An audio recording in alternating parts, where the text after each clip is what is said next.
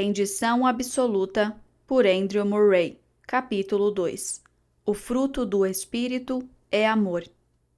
Quero analisar, mais pelo lado prático, uma vida cheia do Espírito Santo e mostrar como essa vida se manifestará em nossa caminhada e conduta diária. Você sabe que, no Antigo Testamento, o Espírito Santo vinha frequentemente sobre homens como o Espírito Divino de revelação para revelar os mistérios de Deus ou para outorgar a eles poder para realizar a obra de Deus.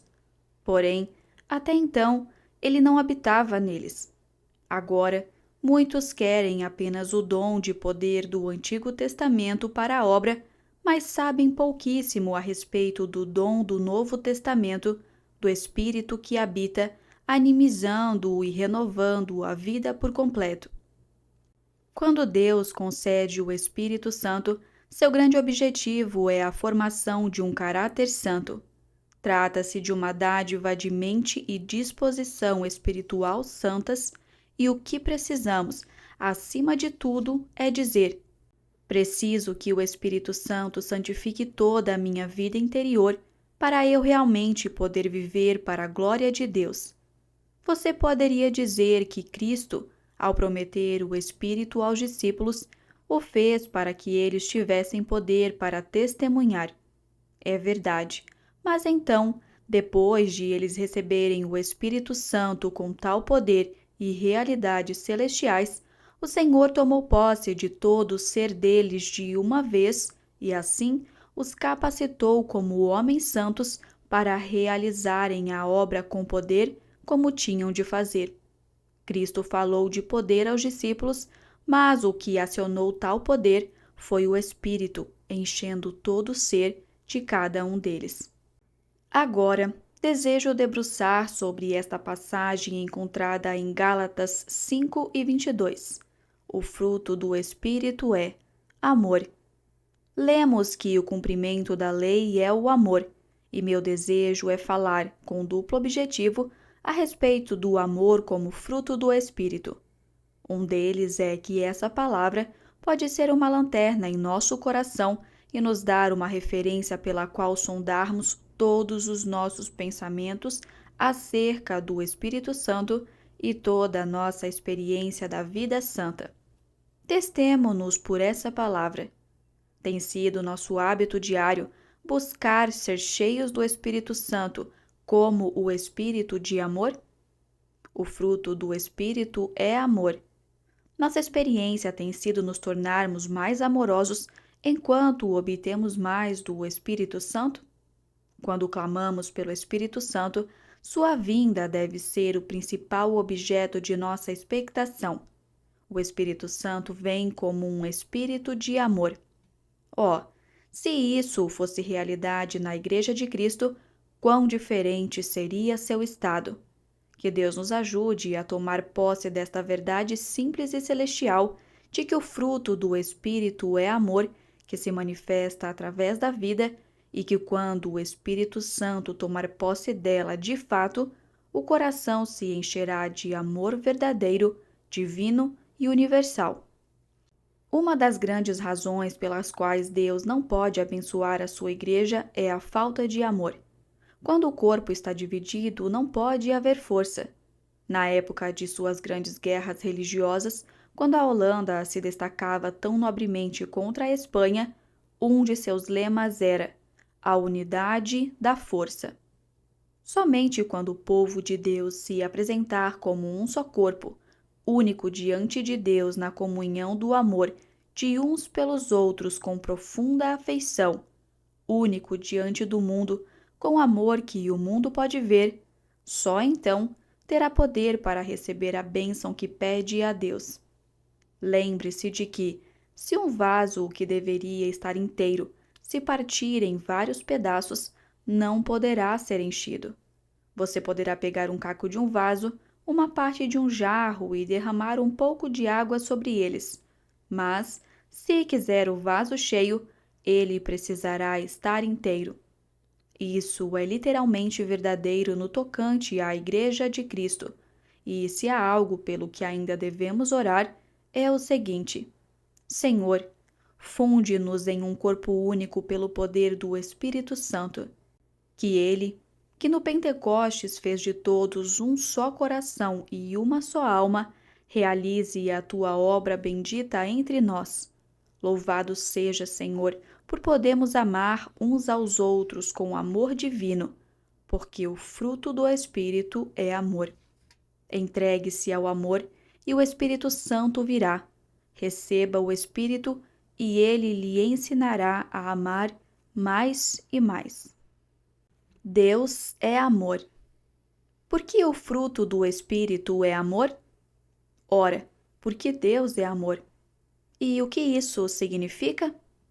É a própria natureza e essência de Deus deleitar-se em se comunicar. Deus não é egoísta. Ele não guarda coisa alguma para si mesmo. A sua natureza é sempre conceder. No sol, na lua e nas estrelas, em todas as flores que você vê, em todos os pássaros que estão no ar, em todos os peixes do mar. Deus comunica vida às suas criaturas, e os anjos ao redor de seu trono, os serafins e querubins que são chamas de fogo, de onde vem a glória deles? Isso tudo é porque Deus é amor e transmite a eles o seu esplendor e sua bem-aventurança. Quanto a nós, seus filhos redimidos, Deus se agrada em derramar seu amor em nós. E por quê? Porque, como eu disse, Deus não guarda coisa alguma para si mesmo. Desde a eternidade, Deus teve seu Filho unigênito, o Pai deu a ele todas as coisas e nada do que Deus tinha foi retido. Deus é amor. Um dos patriarcas da Igreja disse que nós não poderemos compreender melhor a Trindade do que como uma revelação do amor divino. O Pai, o amoroso, a fonte de amor. O Filho, o amado, o reservatório de amor, no qual o amor foi derramado. E o Espírito, o amor vivo que uniu os dois e depois transbordou para este mundo. O Espírito do Pentecostes, o Espírito do Pai e o Espírito do Filho é amor. E quando o Espírito Santo vier a nós e a outros homens, será ele mesmo o Espírito de amor do que é em Deus? Isso é impossível. Ele não pode mudar a sua natureza. O Espírito de Deus é amor e o fruto do Espírito é amor. A humanidade necessita de amor. Por quê? Essa era a única grande necessidade da humanidade. Foi isso que a redenção de Cristo veio realizar, restaurar o amor a este mundo. Quando o homem pecou, por que pecou? O egoísmo triunfou. Ele buscou a si mesmo em vez de buscar a Deus. E veja só, Adão começa imediatamente a acusar a mulher de tê-lo desencaminhado. O amor por Deus desapareceu, o amor pelo ser humano se perdeu.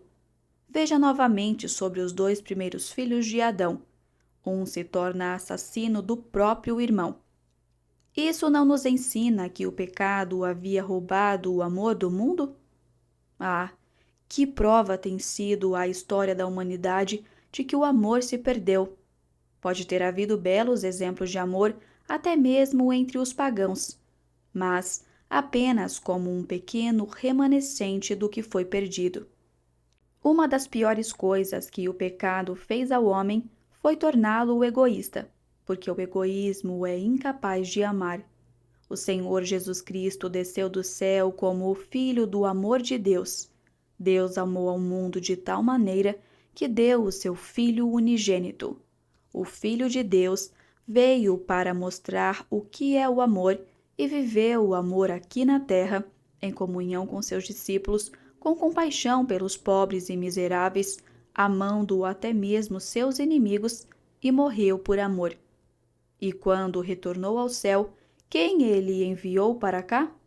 O Espírito de amor, para vir e banir o egoísmo, a inveja e a soberba, e trazer o amor de Deus ao coração do homem.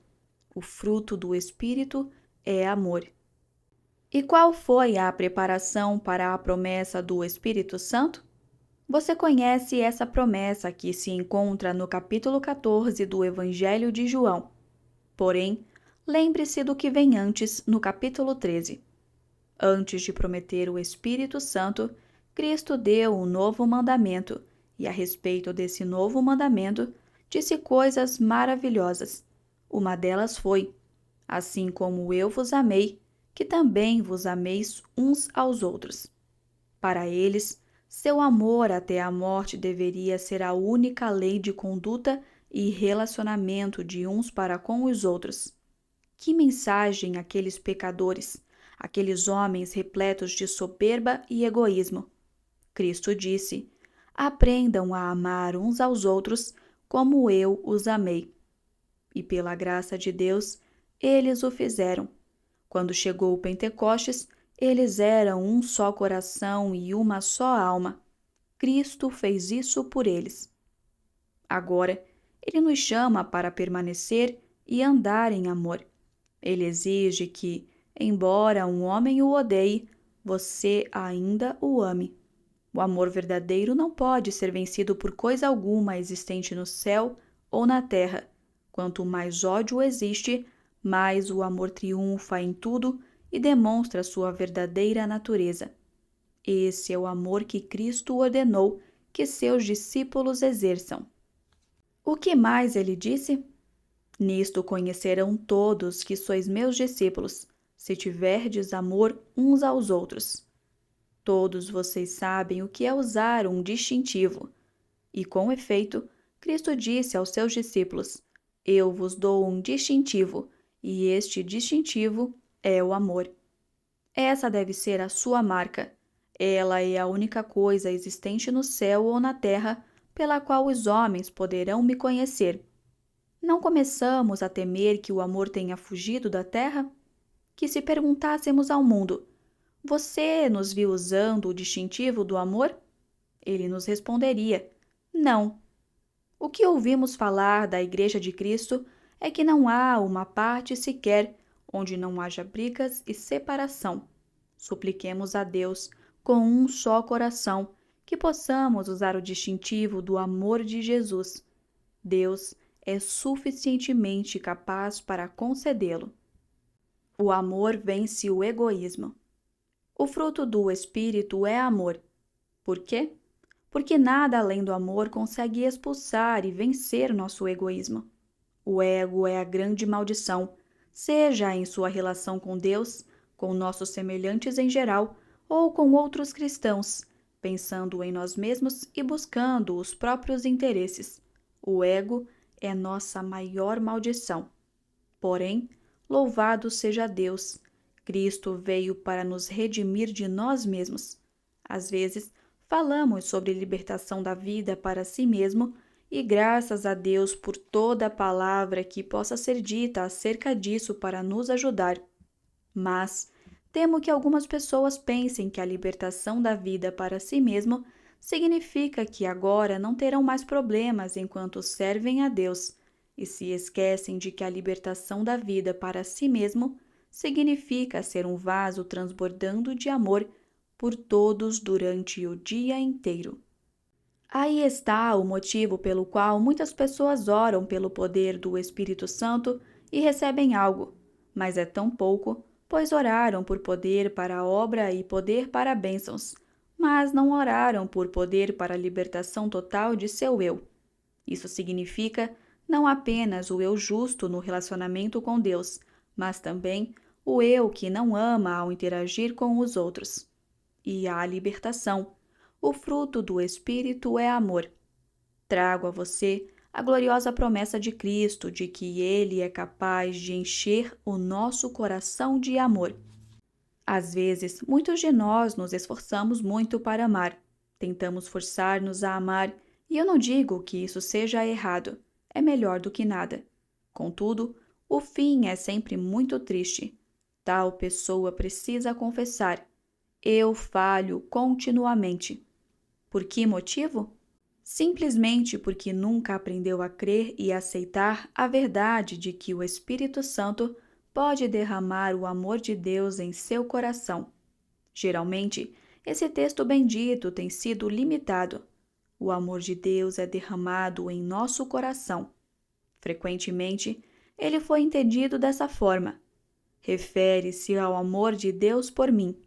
Oh, que limitação! Isso é apenas o começo.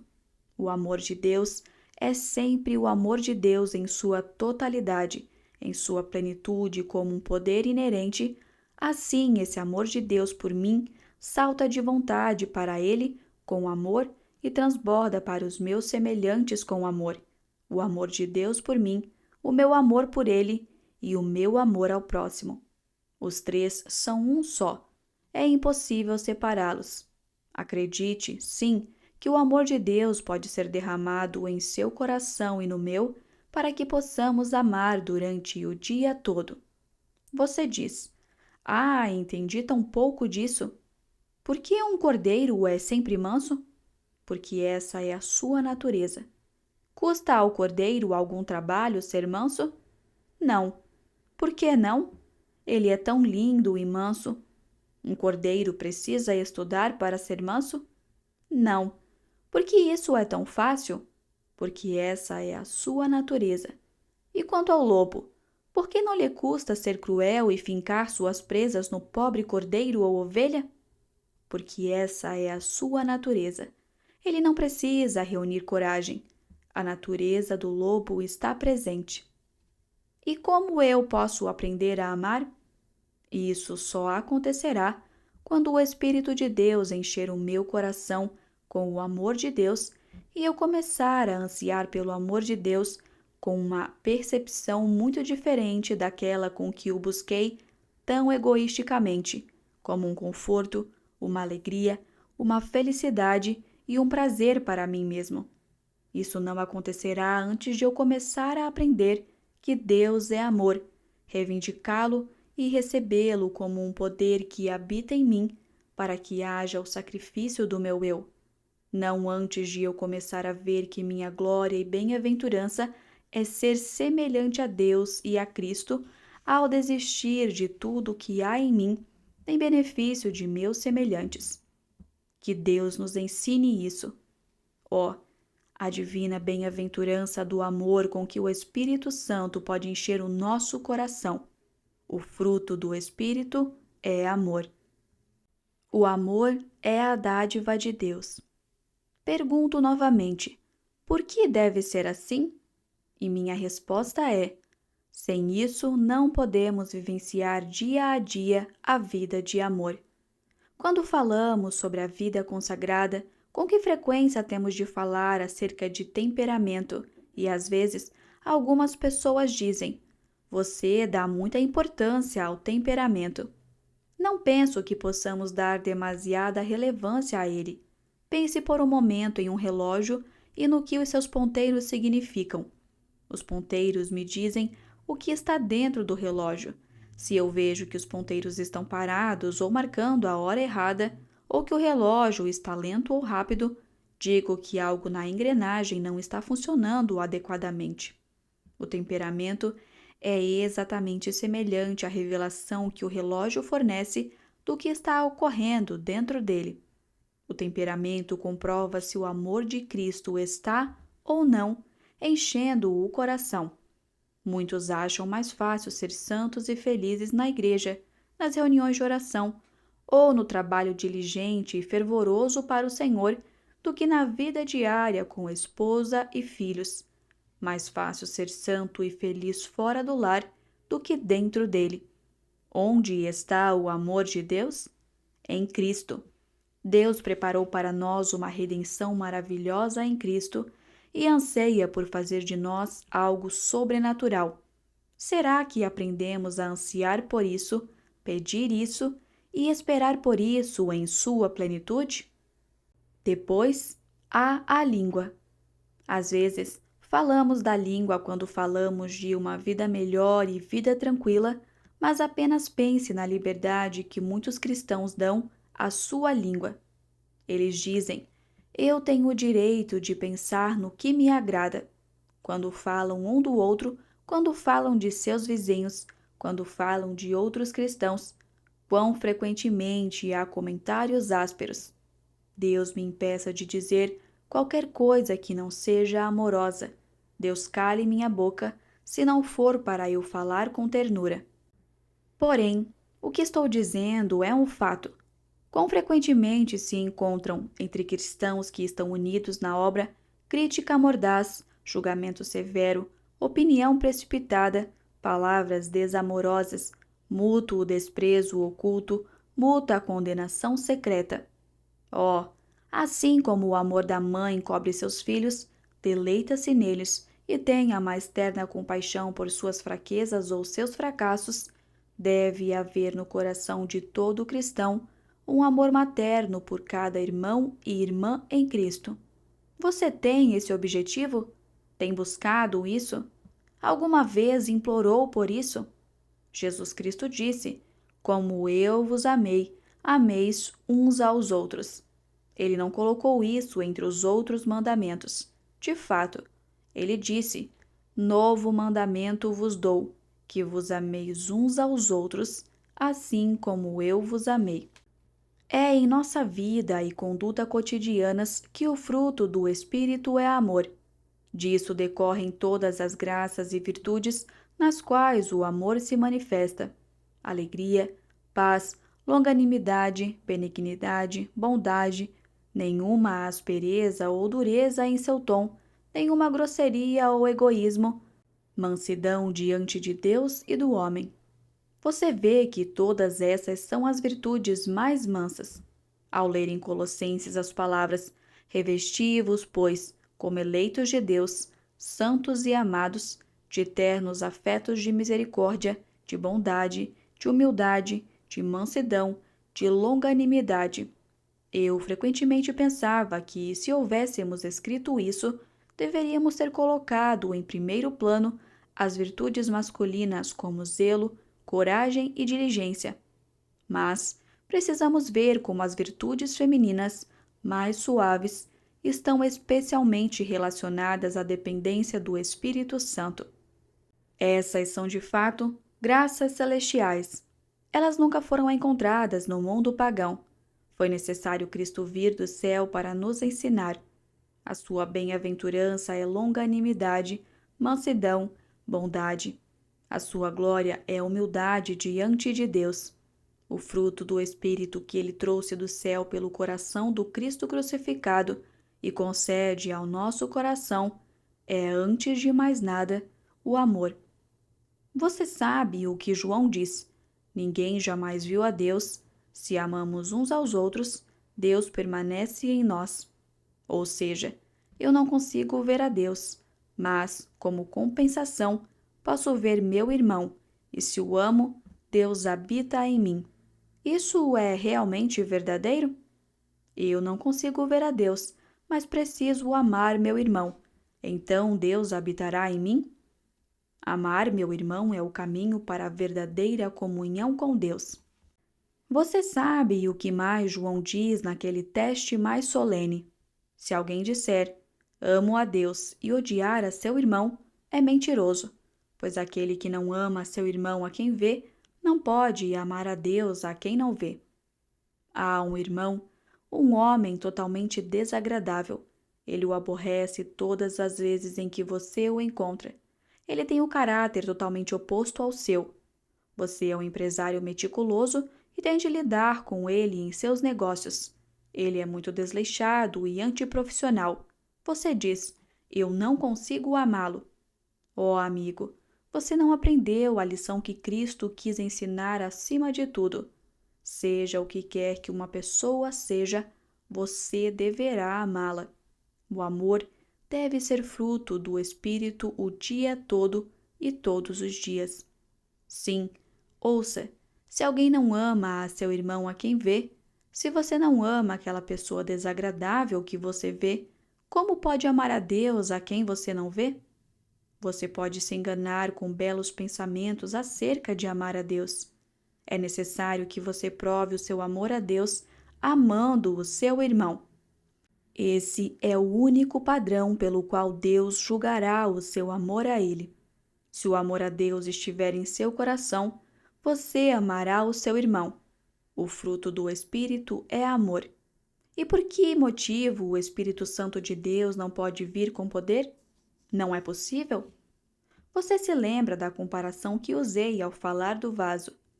Posso colocar um pouco de água em um caco de um vaso ou em uma parte de jarro, mas, para ficar cheio, o vaso precisa estar inteiro. E, onde quer que se reúnam, qualquer igreja, missão ou sociedade a que pertençam, os filhos de Deus precisam amar uns aos outros intensamente.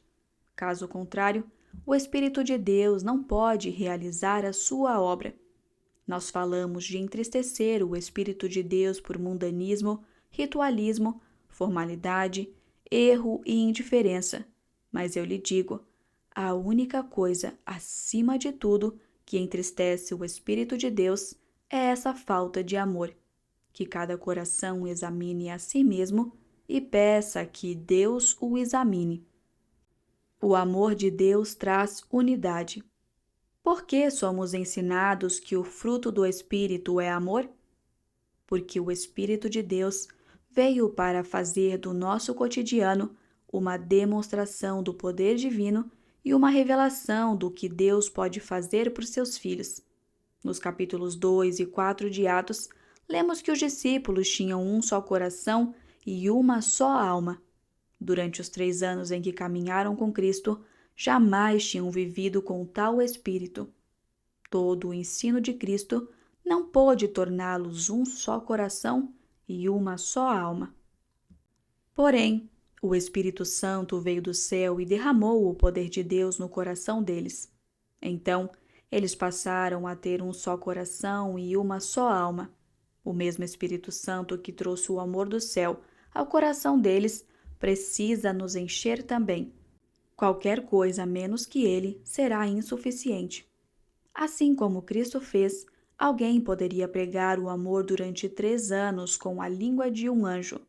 Mas isso não ensinaria pessoa alguma a amar se o poder do Espírito Santo não viesse sobre ela para trazer o amor do céu ao seu coração.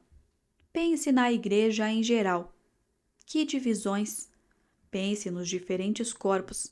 Considere a questão da santidade, a questão do sangue purificador, a questão do batismo do Espírito.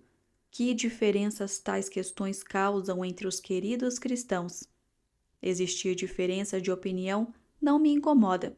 Nós não temos a mesma constituição, o mesmo temperamento e nem a mesma mente. Porém, quantas vezes ódio, amargura, desprezo, separação e desamor são causados pelas mais sagradas verdades da Palavra de Deus. Nossas doutrinas e nossos credos têm sido mais importantes do que o amor. Frequentemente, pensamos ser guerreiros da verdade e esquecemos o mandamento de Deus de falar a verdade em amor. Assim aconteceu na época da Reforma, entre as igrejas luterana e calvinista. Quanta amargura houve naquele tempo em relação à Santa Ceia, que deveria ser o vínculo de união entre todos os cristãos. E assim, ao longo dos tempos, as mais amadas verdades de Deus se tornaram montanhas que nos separaram. Se quisermos orar com poder, se quisermos esperar que o Espírito Santo venha com poder, e se quisermos de fato que Deus derrame o seu Espírito, precisamos entrar em uma aliança com Deus de que nos amaremos mutuamente com amor celestial. Você está pronto para isso? Só é amor verdadeiro aquele que é suficientemente grande para abraçar todos os filhos de Deus, os mais desamorosos e não merecedores de amor, indignos, insuportáveis e desafiadores. Se o meu voto, rendição absoluta a Deus, foi verdadeiro, ele deve significar rendição absoluta para ser preenchido pelo amor divino. Ser um servo do amor para amar cada filho de Deus ao meu redor. O fruto do Espírito é amor. Oh, Deus fez algo maravilhoso ao dar a Cristo, que está à sua destra, o Espírito Santo para vir do coração do Pai e de seu amor eterno.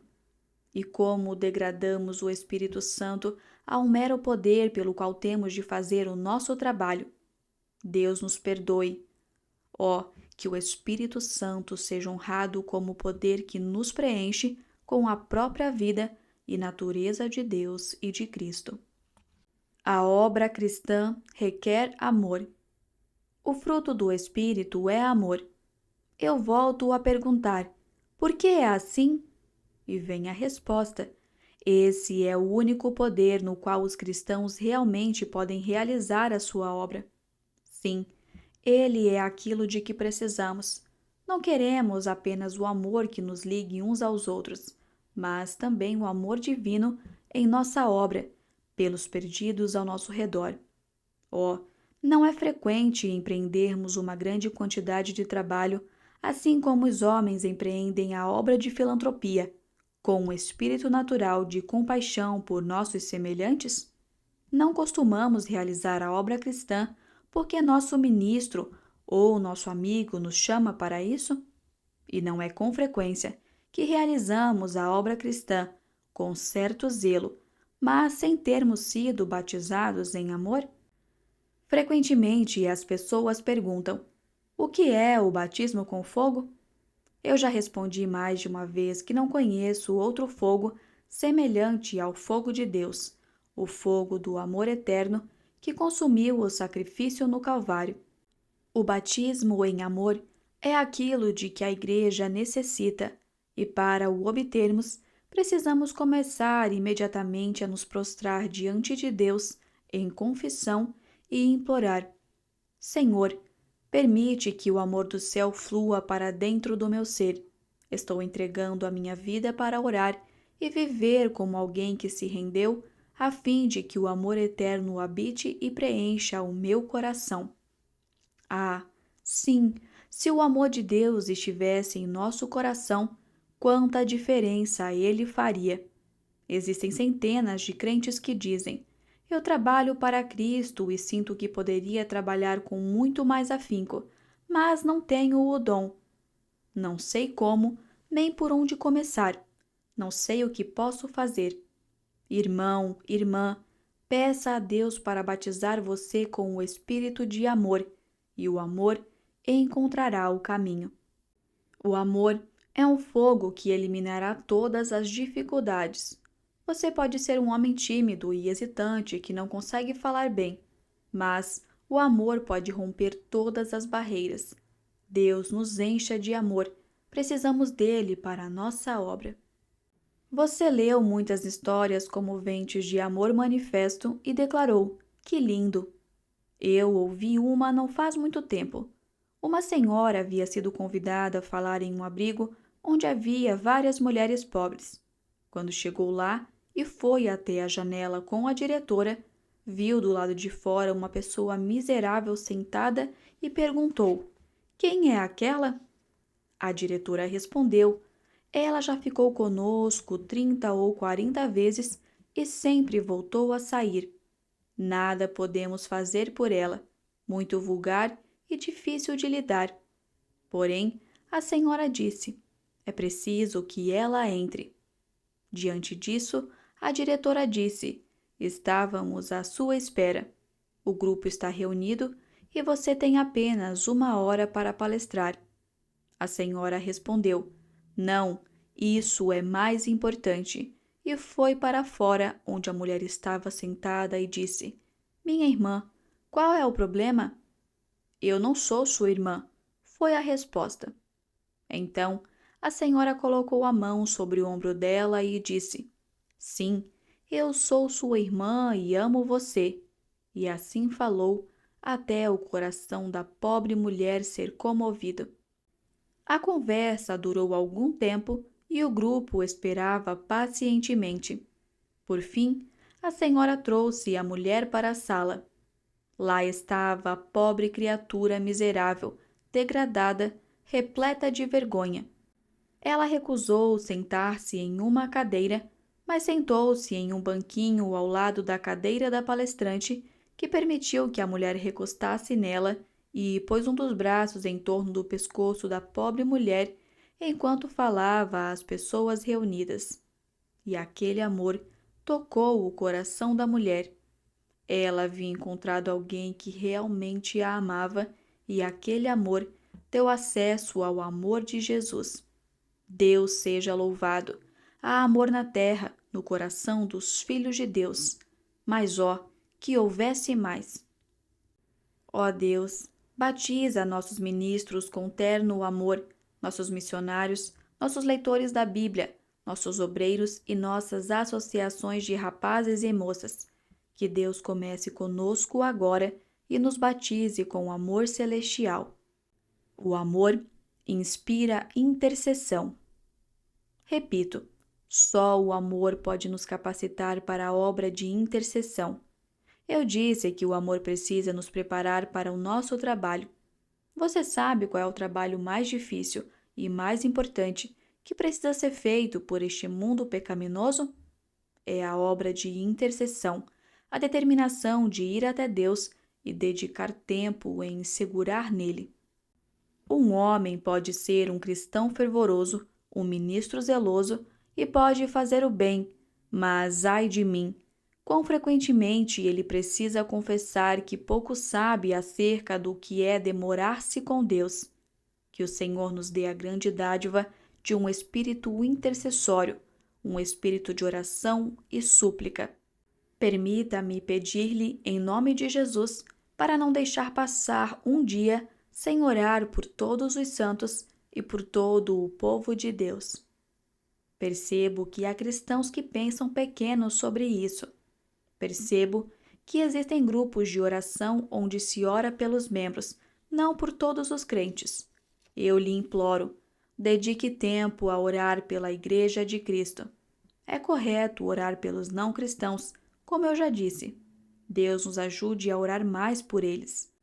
É correto orar pelos missionários, pela obra de evangelização e pelos não convertidos. Porém, Paulo não disse às pessoas para orarem pelos gentios ou pelos não convertidos. Paulo lhes disse para orarem pelos cristãos. Faça com que essa seja a sua primeira oração todos os dias. Senhor, abençoa os teus santos em todos os lugares. O estado da Igreja de Cristo é indescritivelmente deficiente. Rogue pelo povo de Deus para que ele os visite. Roguem uns pelos outros. Rogue por todos os cristãos que estão tentando trabalhar para Deus. Deixe o amor preencher o seu coração. Peça a Cristo para derramar em você um amor novo todos os dias. Esforce-se para permitir que esse amor adentre em seu ser pelo Espírito Santo de Deus. O fruto do Espírito é amor. Deus nos ajude a compreender isso. Deus conceda que, dia após dia, aprendamos a esperar nele com mais tranquilidade, que não esperemos em Deus apenas por nós mesmos. Caso contrário, o poder de fazê-lo se perderá em pouco tempo. Em vez disso, que nos entreguemos ao ministério e ao amor pela intercessão e oremos mais pelo povo de Deus ao nosso redor, pelo Espírito de amor que está entre nós e neles, e pela obra do Senhor na qual estamos engajados. Certamente, a resposta virá e a nossa espera em Deus será uma fonte de bênçãos e poder incalculáveis. O fruto do Espírito é amor. Você precisa confessar diante de Deus alguma falta de amor? Então confesse e diga diante dele: Ó Senhor, eu confesso a minha dureza de coração, a minha falta de amor. Então, ao lançar aos seus pés essa falta, creia que o sangue de Jesus o purifica, que ele vem com seu poder soberano, purificador e salvador para libertá-lo, e que o Senhor dará a você o seu Espírito Santo.